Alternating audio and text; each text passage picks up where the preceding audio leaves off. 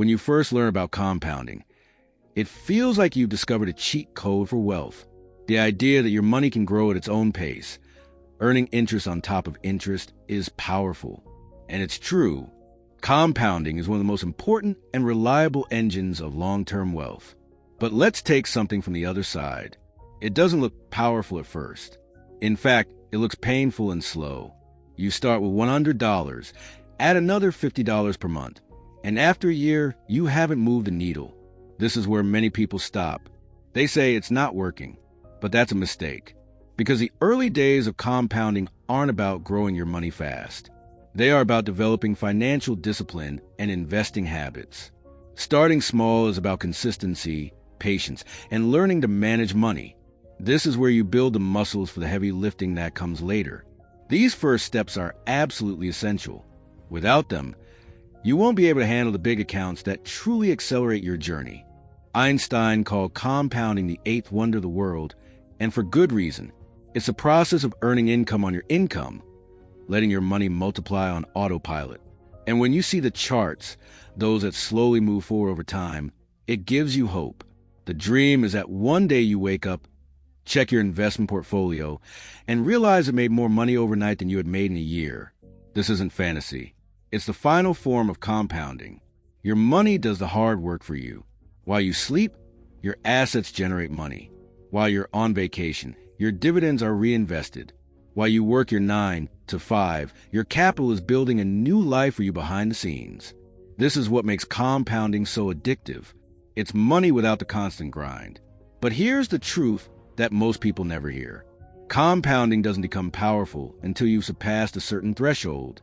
If you invest only $100 per month at 10% for 40 years, you'll have over $500,000.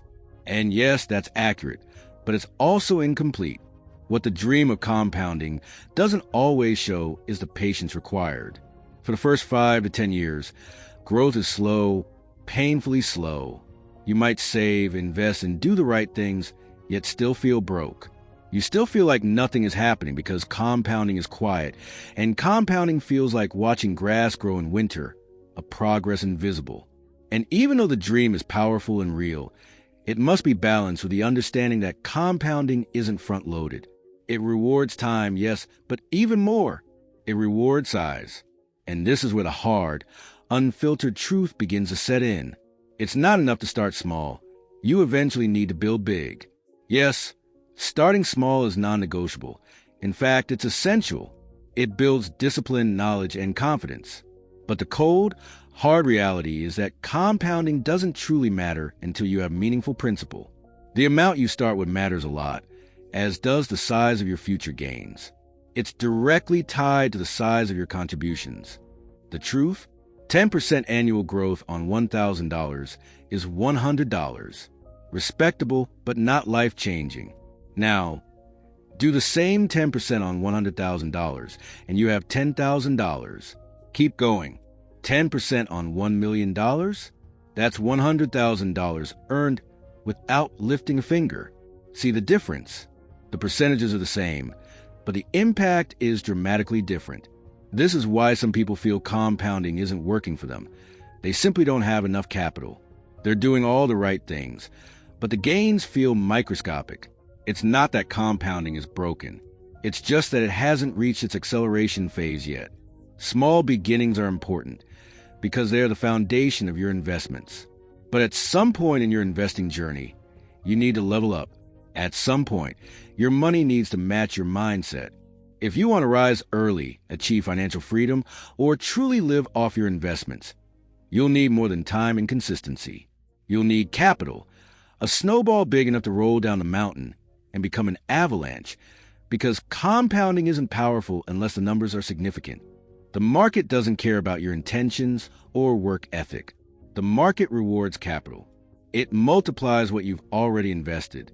And if what you have is small, your growth will be small at first. That's not to say it's impossible to grow from nothing, but you need to understand that compounding is multiplicative. The difference between someone who has invested $1,000 and someone who has invested $100,000 or $1 million is size. It's the power of a large principle. It's not just about growing faster. It's about building momentum, creating freedom, and most importantly, making your money work harder for you.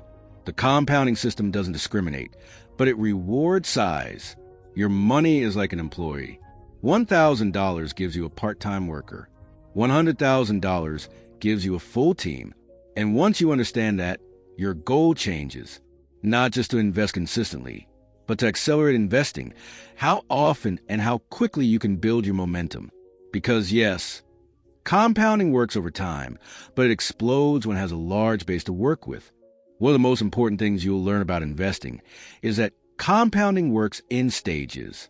It's not a smooth upward line. It has a beginning, a middle, and a breakout phase.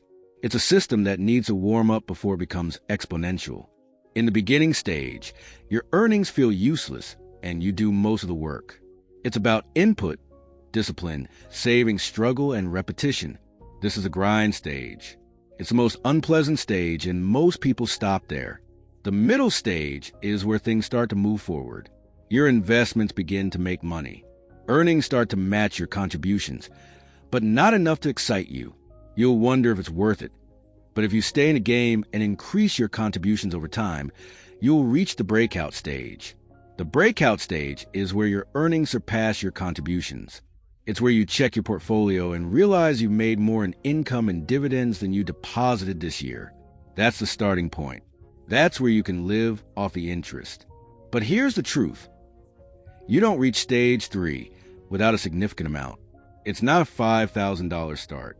It's a start when your investments are large enough to generate money. It's an engine running almost entirely on having a principal broad enough to allow the breakout to fully stretch its legs. Don't forget this, especially if you're in that beginning stage or the breakout stage. This is where many people get confused. You see stats like, if you invest $250 per month for 40 years, you'll have $1.2 million. That sounds incredible, and mathematically it's true. Assume a 7-10% return. Even if these numbers are technically correct, they are emotionally misleading. Something that's rarely mentioned is the grind of the early breakout. But let's look at the timeline. For the first 10-15 years, your growth is slow, and most of your money comes from what you personally deposited. It's only in the last decade that the breakout accelerates. That's where the numbers can get wild. They show you the beautiful endpoint, but not the depressing middle. They make you believe you're on your journey to wealth when, in reality, you're trudging through financial quicksand, depositing month after month with almost no visible growth. This is where most people fall off. They don't realize that the power of the breakout is delayed. It's a slow burn that turns into a raging fire if you keep it long enough, and more importantly, if you pour serious energy into the fire. So, if we know that a large principle is a key to explosive breakout, how do you build it? First, increase your income. The breakout starts with money, and money starts with money. If your job doesn't pay enough to invest in large accounts, now is the time to learn new skills, switch industries, grow your business, or improve your current work. No one builds a meaningful portfolio contributing $200 per month without waiting decades. Second, eliminate inflation from your life. The money you save when your income increases is your fuel. Don't squander it. Maximize your savings rate or invest it. Third, invest windfalls whenever possible, particularly when you have one-time gains. Tax refunds, bonuses, side hustle profits. Invest them because every dollar counts more when invested early. And fourth, learn to manage risk and opportunity. Don't invest blindly. Understand the assets you own. Know the difference between growth investing and income investing. Use index funds to build a solid foundation. Next, consider buying more assets or business equity to accelerate your money. Finally, stay aggressive during your accumulation phase while letting time do the heavy lifting. Compounding is a long game, but building money is a sprint in your 20s, 30s, and 40s. Compounding is 90% time and 10% money at the beginning. But once you reach a large amount, that changes. If you can accumulate quickly and broadly, even just once, compounding will carry you the rest of the way. Time always matters, but now, every year adds serious numbers. If you stop early, you never see this power. Compounding works for everyone, but it works faster, stronger, and more powerfully for those who can bring a large principle. Compounding is psychology, discipline, and strategy. It tests your patience, the humility of your ego, and separates those who want money quickly from those who build generational wealth. Starting small is honorable and a necessary path, but you cannot stay small forever. It builds habits, creates your identity as an investor, but at some point, you need more than habits. Level up not only in mindset, but also in capital and intentional wealth-building strategies to construct your base so compounding can finally do what it was designed to do. Make your money make money faster than you could. Your money becomes the worker, and you become the boss. It takes time, sacrifice, patience, and consistency, but it works. Start small, yes, but don't stay there. Compounding works fastest when you take a large sum of money, and the only person responsible for building that sum is you.